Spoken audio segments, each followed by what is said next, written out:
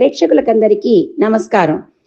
ఈ వీడియో ద్వారా శ్రావణ మాసంలో వచ్చే కొన్ని పండగలను గురించిన ముఖ్యమైనటువంటి విషయాలను, అలాగే శ్రావణ మాస విశిష్టతని, శ్రావణ మాసంలో కొన్ని పవిత్రమైనటువంటి వస్తువులని, మంగళకరమైన వస్తువులని తెచ్చుకున్నట్లయితే ఐశ్వర్య ప్రాప్తి అని పండితులు చెప్తున్నారు.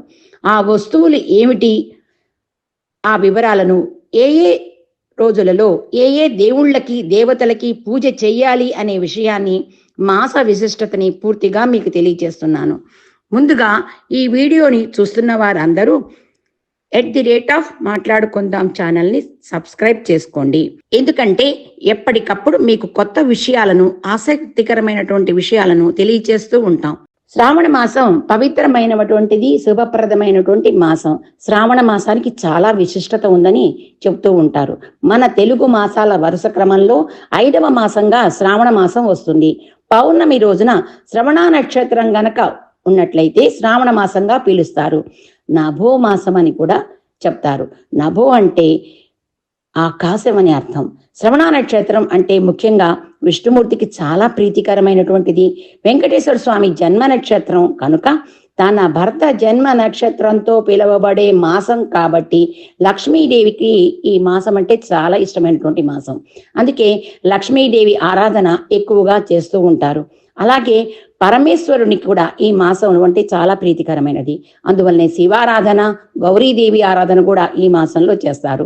శివకేశవులకు ఇద్దరికి ఈ మాసం అంటే చాలా ఇష్టమైంది కాబట్టి శివకేశవులకి ఇద్దరికి పూజా కార్యక్రమాలని చేస్తూ ఉంటారు. ఇక ఈ మాసంలో దైవ పూజలు స్వల్పంగా చేసినా సరే అనంతమైన ఫలితాన్ని ఇస్తాయి. ముఖ్యంగా ఈ సంవత్సరం 2024 ఆగస్టు 5వ తారీఖు సోమవారంతో శ్రావణ మాసం ప్రారంభమవుతోంది. ఈ మాసంలో ముఖ్యంగా తిథులకే కాదు కొన్ని వారాలకు కూడా ప్రత్యేకత సంతరించుకుంది. సోమవారాలు, మంగళవారాలు, శుక్రవారాలు, శనివారాలు ప్రత్యేకంగా పూజలు చేస్తూ ఉంటారు.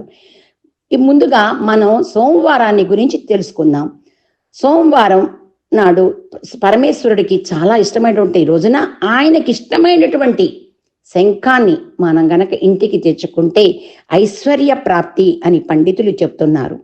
ఆ శంఖంలో నీరు నింపి బిల్వదళాలను వేసి శివునికి అభిషేకం చేసినట్లయితే వారి అనుకున్న మనోవాంఛలు తప్పక సిద్ధిస్తాయని, శివుని వద్ద శంఖాన్ని పెట్టి పూజా కార్యక్రమాలను చేయాలి. శివభక్తులు అందరూ ఈ శ్రావణ మాసంలో వచ్చే సోమవారం ప్రతి సోమవారం ఉపవాసం చేసి అభిషేకాలు, అర్చనలు, పూజలు చేస్తూ ఉంటారు. ఈ విధంగా చేయటం వలన అష్టైశ్వర్యాలు కలుగుతాయని, ఎన్నో తరాలకు నిలిచి ఉండే సంపద కలుగుతుందని పెద్దలు, పండితులు చెప్తున్నారు.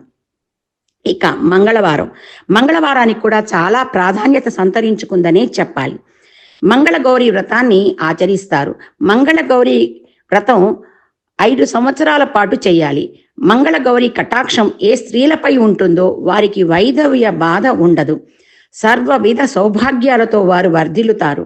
కొత్తగా పెళ్ళైన వారు తప్పకుండా 5 సంవత్సరాలు వరుసగా ఈ వ్రతాన్ని ఆచరించడం ఆనవాయితీ. మాంగళ్య బలం పెంచేందుకు, 5వ తనాన్ని వృద్ధి చేసేందుకు నమ్మకంతో కొత్తగా వివాహమైన స్త్రీలు మంగళగౌరి వ్రతం ఆచరించి సౌభాగ్యాన్ని వృద్ధి చేసుకోవటానికి ఇది అని నమ్మకంతో ఈ పూజ చేస్తూ ఉంటారు. ఇక శ్రావణ మాసంలో పవిత్రమైన వస్తువుల్లో రెండవది గోమాత ఫోటో గాని, ఆవు దూడ ఉన్న విగ్రహం కానీ తెచ్చి పెట్టుకోవటం, ఆ విగ్రహానికి అభిషేకం చేయటం, పూజలు చేయటం. అలాగే చేసినట్టయితే సకల దేవత అనుగ్రహం లభించడంతో పాటు ఇంట్లో శుభకార్యాలు కూడా జరుగుతాయి. ముఖ్యంగా పూజా గదిలో ఆవు ఫోటో ఉండటం, అంటే గోమాత ఫోటో ఉండటం చాలా మంచిది. సకల శుభాలు జరుగుతాయి. లక్ష్మీ అనుగ్రహం తప్పగా సిద్ధిస్తుంది.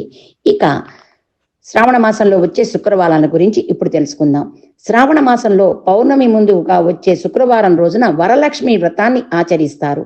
వరలక్ష్మి దేవిని శ్రద్ధా భక్తులతో పూజా కార్యక్రమాలని ఈ రోజు చేస్తూ ఉంటారు.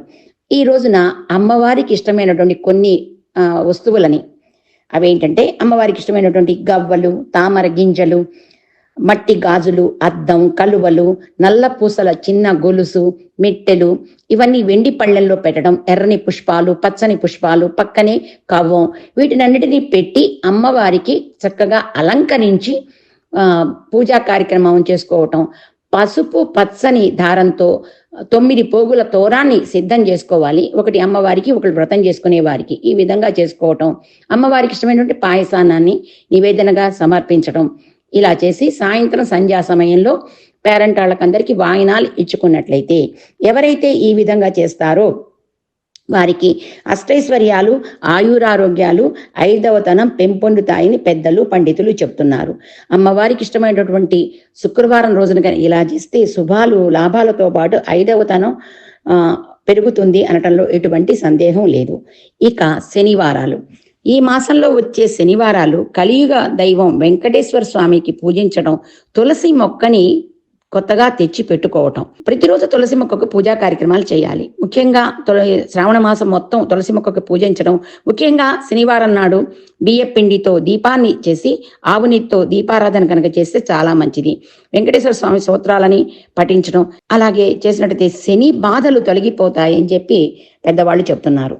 శ్రావణ మాసంలో కొన్ని తిథులకి ఎంతో ప్రాముఖ్యత సంతరించుకున్నది. ముఖ్యంగా సవితి రోజున వినాయకునికి గరికతో పూజించి శనగలు గనక సమర్పించినట్లయితే విఘ్నాలు తొలగిపోయి శుభాలు చేకూరుతాయి. తర్వాత వచ్చే పంచమి నాగపంచమిగా చెబుతూ ఉంటారు.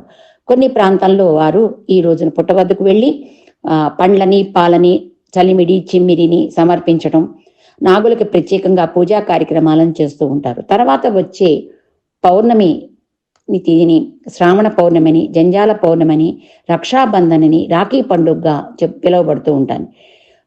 సోదరులకి వారి అక్క చెల్లెళ్ళు రాఖీలు కట్టి వారి ప్రేమను తెలియచేయటం, మిఠాయిలు పంచడం అంటే స్వీట్స్ని పంచి జీవితాంతం వారికి తోడుగా ఉండాలని ఆకాంక్షిస్తూ అన్నదమ్ములతో అక్క చెల్లెళ్ళు సరదాగా సాంప్రదాయ పద్ధతిగా ఈ పండుగను జరుపుకుంటూ ఉంటారు. కొంతమంది ఈరోజు యజ్ఞోపవేతాన్ని పాతది తీసివేసి కొత్తని ధరించడం అనేది ఆచారంగా ఉంది. ఈ పౌర్ణమి రోజున హైగ్రీవ జయంతిగా కూడా జరుపుకుంటూ ఉంటారు. తర్వాత వచ్చేది కృష్ణాష్టమి, జన్మాష్టమి, గోకులాష్టమి అని చెప్తుంటారు. శ్రీ మహావిష్ణుమూర్తి శ్రీకృష్ణుడిగా అవతరించినటువంటి రోజు అర్ధరాత్రి సమయంలో ఆయన జన్మించారని చెప్పి ప్రత్యేకంగా కృష్ణుని పుట్టినరోజుగా ఈ రోజున జరుపుతూ ఉంటారు.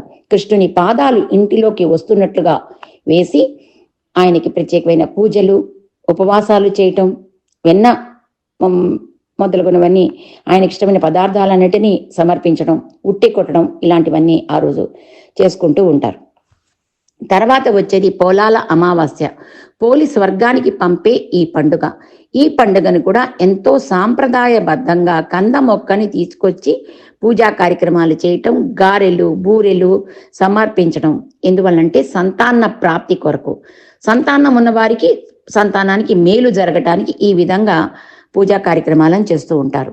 ఇక శ్రావణ మాసంలో ఎన్ని పండుగలు, ఎంత విశిష్టత ఉన్నాయి చెప్పుకున్నాం కదా. ముఖ్యంగా శ్రావణ మాసం వచ్చిందంటే వివాహం, గృహప్రవేశాలు, అనేక శుభకార్యాలు, వ్రతాలు, నోములు జరుగుతూ ఉంటాయి. శ్రావణ మాసం వచ్చిందంటే సందడే సందడి.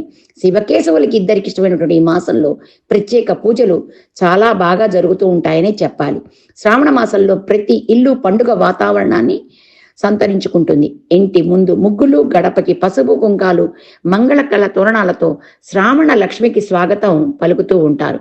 చూసారా, శ్రావణ మాసానికి ఎన్ని విశేషాలు ఉన్నాయో తెలుసుకున్నాం కదా. నాకు తెలిసిన శ్రావణ మాస విశిష్టతను గురించి, శ్రావణ మాసంలో పండుగలను గురించి మీకు తెలియజేశాను. ఈ వీడియో లైక్ చేయండి, షేర్ చేయండి, సబ్స్క్రైబ్ చేసుకోండి. మాట్లాడుకుందాం ఛానల్ని తప్పక సబ్స్క్రైబ్ చేసుకోండి. స్వస్తి, శుభం.